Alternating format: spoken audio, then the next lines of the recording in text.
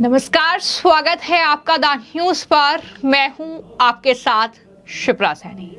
देश में हिजाब और बुर्के को लेकर कई बार बवाल देखने को मिला है, लेकिन बड़ी खबर महाराष्ट्र से है, जहां पर बॉम्बे हाई कोर्ट ने हिजाब और बुर्का पहनने को लेकर एक बड़ा और बेहद महत्वपूर्ण फैसला सुनाया है। जी हां, यह बड़ी खबर जो है वो महाराष्ट्र से सामने आ रही है, जहां पर बॉम्बे हाई कोर्ट ने मुंबई शहर के एक कॉलेज के द्वारा जब उसके परिसर में हिजाब और बुर्का साथ ही नकाब पर प्रतिबंध लगाने का फैसला लिया गया, तो उस फैसले में दखलंदाजी करने से ही बॉम्बे हाई कोर्ट ने साफ तौर पर इनकार कर दिया है।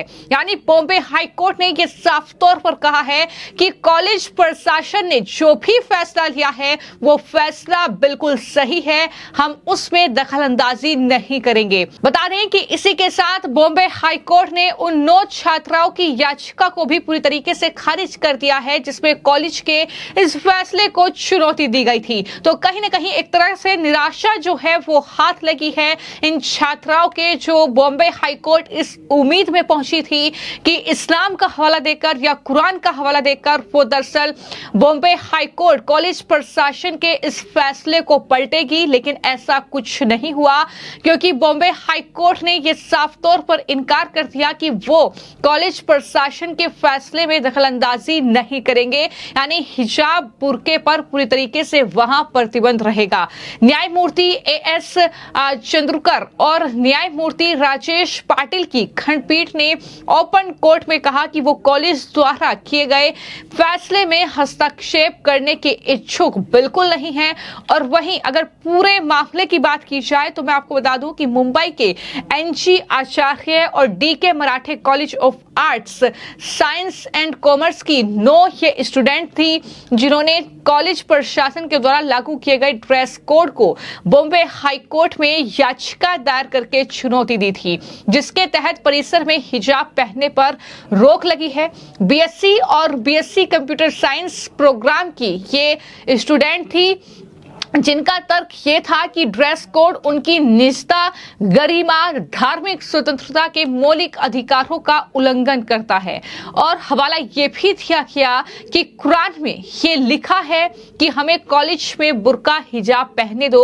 ये दलील जो है वो हाई कोर्ट में दी गई, जो इन छात्राओं के वकील थे उनके जरिए। तो कुल मिलाकर एक तरीके से बड़ा झटका उस पूरी लॉबी को भी लगा है, जो खुलकर इनका समर्थन कर रहे थे, जो इस्लाम और कुरान का हवाला देकर ये कह रहे थे कि वो कुछ भी पहने, वो उनकी स्वतंत्रता होनी चाहिए। ये तमाम बातें उनकी तरफ से कही जा रही थी, लेकिन इस पूरे फैसले के बाद अब इन छात्राओं के जो वहां पर वकील थे अल्ताफ खान, उनकी तरफ से क्या कुछ कहा गया है, सुनिए। In fact before the court the operative part was only read and court has dismissed the petition. We don't know the reasons because the entire copy of the judgment and order has not been uploaded. But after reading the entire copy, whenever we get, we'll take a call. We have already discussed it with students, and let's see. They are hopeful and they want to challenge it before the Supreme Court of India. But it will be better after we get the copy, entire copy of the judgment. We'll take a call. See, they are in fact agreeing, but because all students were not there present before the court today. But they'll have a collective discussion. They'll in fact discuss with their parents as well.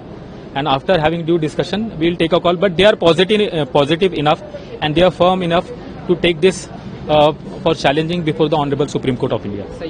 तो याचिकाकर्ता के वकील अल्ताफ खान जो हैं, अब Bombay high court के इस फैसले को सुप्रीम कोर्ट में चुनौती देने का मन बना रहे हैं, लेकिन इस पूरे मामले पर सुनवाई पहले भी हो चुकी है और जस्टिस एएस चंद्रकर और जस्टिस राजेश पाटिल की खंडपीठ ने दरअसल आज जो है याचिकाकर्ताओं के वकील से कई सवाल किए हैं और पूछा कि कौन सा धार्मिक प्राधिकरण कहता है कि हिजाब पहनना इस्लाम का जरूरी हिस्सा है। यानी आप इस्लाम और कुरान का हवाला दे रहे हैं, लेकिन कौन सा वो दरअसल तरीका है जो आप अपना रहे हैं? आखिर इस्लाम में ये कहाँ लिखा है कि हिजाब पहनना जरूरी है?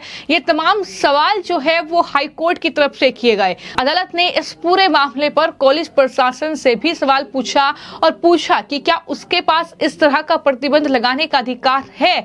और जाहिर तौर पर दोनों पक्षों की दलीलें जो हैं वो कोर्ट की तरफ से सुनी गई। याचिकाकर्ताओं के वकील अल्ताफ खान ने अपनी दलीलों के समर्थन में कुरान की कुछ आयतों का हवाला दिया। उन्होंने कहा कि अपने धर्म का पालन करने के अधिकार के अलावा याचिकाकर्ता अपनी पसंद और निजता के अधिकार पर भी भरोसा कर रहे हैं। ये तमाम चीजें जो हैं बॉम्बे हाई कोर्ट में इस पूरे मामले की सुनवाई जब चली तब कहीं ना कहीं दलीलें जो हैं वो पेश की गई, जहां जो याचिकाकर्ता के वकील थे अल्ताफ खान, उनकी तरफ से कुरान की आयतों तक को वहां पर पढ़ा गया और कोर्ट को कन्विंस करने की कोशिश एक तरीके से उनके जरिए की गई कि दरअसल ये हमारा जो है धार्मिक तौर पर पहनावा है और ये हमारा जो है हम स्वतंत्र हैं, इसके लिए हम पहन सकते हैं बुर्का। ये तमाम बातें उनकी तरफ से कही गई, लेकिन कोर्ट ने ये साफ तौर पर कहा कि हर एक शिक्षण संस्थान में एक ड्रेस कोड होता है, उस ड्रेस कोड को फॉलो करना ही पड़ेगा। और कॉलेज प्रशासन ने अगर ये फैसला लिया है तो इस फैसले में बॉम्बे हाई कोर्ट तो दखलंदाजी नहीं करने वाला है। ये साफ और स्पष्ट शब्दों में जो है वो जस्टिस एएस चंद्रूकर और जस्टिस राजेश पाटिल की खंडपीठ ने ये साफ कर दिया। लेकिन इस पूरे मामले को लेकर इससे पहले 17 मई को याचिकाकर्ता के वकील अल्ताफ खान की ओर से क्या कुछ कहा गया था, सुनिए। नहीं लगता है, क्योंकि ये जो मामला है ये राइट टू ड्रेस का है, राइट टू चॉइस का है और इस मामले को अगर किसी एंगल पे लेके जाया जाएगा, लेकिन ऐसा हमारा कोई भी मुझे नहीं लगता है याचिका जो फाइल की है उसकी ऐसी मंशा है। लेकिन इसमें कम्युनलिज्म होने में या इस चीज को कम्युनलाइज करने का कोई सवाल ही नहीं बनता है, बिकॉज ये तो कुछ स्टूडेंट्स हैं जो कह रहे हैं कि हमको इस तरह से ड्रेस पहनना है और उनके मौलिक अधिकारों की बात है। तो मुझे नहीं लगता है कि उसमें ऐसा कोई भड़काऊ चीज है या कोई ऐसी चीज है जो लॉ एंड ऑर्डर से रिलेटेड कुछ हो सकती है। देखो, बॉम्बे हाई कोर्ट में जो याचिका फाइल हुई है वो 9 स्टूडेंट्स हैं, गर्ल्स स्टूडेंट, जिन्होंने याचिका फाइल की है। उनके तरफ से मैं उनको रिप्रेजेंट कर रहा हूं। ये 9 गर्ल्स स्टूडेंट्स जो हैं वो साइंस स्ट्रीम से अपनी स्टडीज कर रही हैं एनजी आचार्य कॉलेज में। मामला पहली बार 1 मई 2024 को आया जब dress code notification WhatsApp group में कॉलेज के पब्लिश किया गया, जिसमें हिजाब, नकाब, बुर्का, स्टोल, कैप, इस पे सब पे पाबंदी लगाई गई। जैसे ही ये पाबंदी लगाई गई, रिस्ट्रिक्शन लगाई गई, कॉलेज स्टूडेंट्स और उनके पेरेंट्स ने जाकर के कॉलेज मैनेजमेंट से बात की और उनसे कहा कि पहले से पिछले 2 सालों से वो हिजाब नकाब पहन करके आ रहे हैं, तो रिस्ट्रिक्शन हटा लिया जाए। लेकिन उन्होंने इस रिस्ट्रिक्शन को हटाने से मना कर दिया। उसके 2 हफ्ते बाद ही एडमिशन प्रोसेस शुरू हुआ। एडमिशन प्रोसेस शुरू होने के बाद में वापस से एक नोटिफिकेशन आता है, नोटिस आता है वेबसाइट पे, जिसपे सेम रिस्ट्रिक्शन हिजाब और नकाब पे बैन वाला उन्होंने कॉलेज ने वेबसाइट पे पब्लिश किया। ये कॉलेज की वेबसाइट पे पब्लिश होने के बाद में जो स्टूडेंट है, गर्ल स्टूडेंट, मेरे संपर्क में आए, उन्होंने सारी बात मेरे सामने रखी और उसके तुरंत बाद हमने कॉलेज प्रशासन को और यूनिवर्सिटी ऑफ मुंबई, इसके अलावा यूजीसी और मिनिस्ट्री ऑफ हायर एजुकेशन को हमने नोटिस कम कंप्लेंट दी और हमने ये कहा कि ये जो भी रिस्ट्रिक्शन लगाया गया वो गलत है, क्योंकि right to freedom, right to dignity, right to bodily integrity, right to privacy, इसके तहत और मौलिक अधिकारों के तहत ऐसे रिस्ट्रिक्शन नहीं लगाए जा सकते। इसीलिए हमने नोटिस सेंड की। नोटिस सेंड करने के बाद में वहां से कोई जवाब नहीं आया और गर्ल स्टूडेंट्स से फिर बाद में बात हुई। उसके बाद में हमने बॉम्बे हाईकोर्ट में याचिका फाइल की। याचिका फाइल करने के बाद में इसको मेंशन किया गया और 19 जून 2024 को माननीय उच्च न्यायालय के पास में ये मामला सुनवाई के लिए रखा गया। जी नहीं, स्कूल कॉलेज की तरफ से, एक्चुअली कॉलेज है, कॉलेज की तरफ से कोई भी रिप्लाई आज तक नहीं आया, इसलिए हमने ये याचिका फाइल की है और ये कहा है कि जो भी ड्रेस है, स्टूडेंट्स हैं और ये मेजर स्टूडेंट है, वयस्क स्टूडेंट है, उनको पूरा अधिकार है उनको कौन सा ड्रेस पहनना है, कौन सा ड्रेस नहीं पहनना है।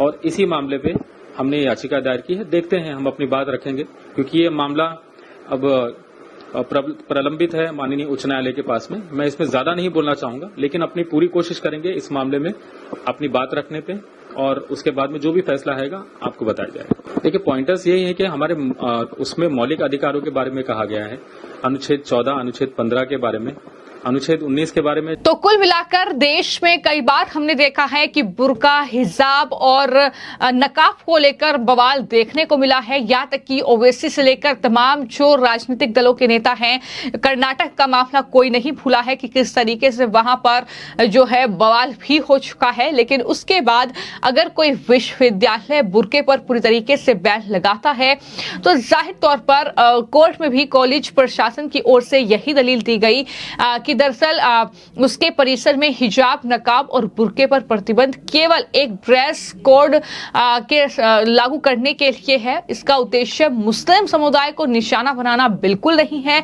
हमने देखा है कि हर एक शिक्षण संस्थान का अपना ड्रेस कोड होता है, लेकिन याचिका में तमाम आरोप जो है कॉलेज पर लगाए गए, उनकी जो फैसला है उसको मनमाना बताया गया, गलत बताया गया, और साफ तौर पर उनके वकील की तरफ से तमाम आरोप जो है वो लगाकर कहा गया कि इस्लाम में ये जरूरी है बुर्का पहनना।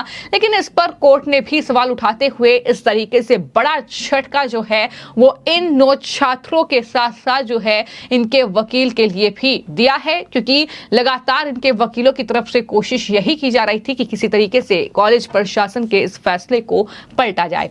फिलहाल आपकी इस पूरी खबर को लेकर क्या राय है, हमें कमेंट बॉक्स में जरूर लिखिए। धन्यवाद।